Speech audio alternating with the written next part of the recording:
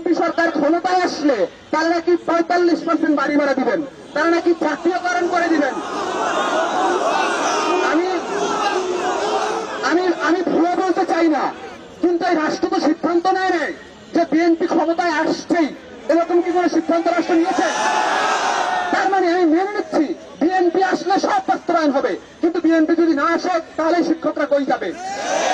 এই জন্য বিএনপিও যদি শিক্ষকদের পক্ষে দাঁড়াতে চায়, বিএনপির উচিত আগামী নির্বাচনের অনিশ্চিত ক্ষমতার কথা চিন্তা না করে শিক্ষকদের পাশে দাঁড়িয়ে আগামীর রাজনীতির জন্য অখণ্ড সমর্থন অর্জন করা।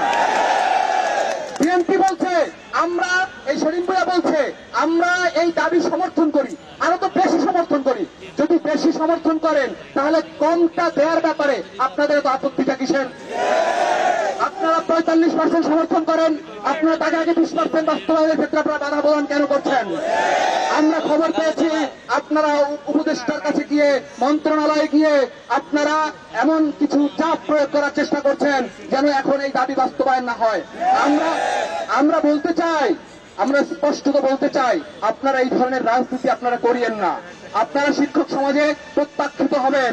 আপনাদের এই শিক্ষক সমাজ আপনারা এমন কোন ব্যবস্থা করবেন না যেন শিক্ষকরা মুখোমুখি দাঁড়ায়। আমি সর্বশেষ বলতে চাই, এই সরকার যদি সিদ্ধান্ত নেয় কোন ধরনের রাজনৈতিক সরকারের কিংবা কোন ধরনের রাজনৈতিক দলের কিংবা কোন ধরনের রাজনৈতিক দলের একটি অংশের গুটি হয়ে শিক্ষা মন্ত্রণালয় পরিচালিত হবে, এই শিক্ষকরা রক্ত দিতে জানে, এই শিক্ষকরা রক্ত দিবে এবং আগামীর বাংলাদেশে আমরা এই শিক্ষকদের মধ্য দিয়ে শিক্ষা রাজনীতির নামে যেই ধরনের নোংরামি তৈরি হবে সেটি আমরা প্রতিহত করব।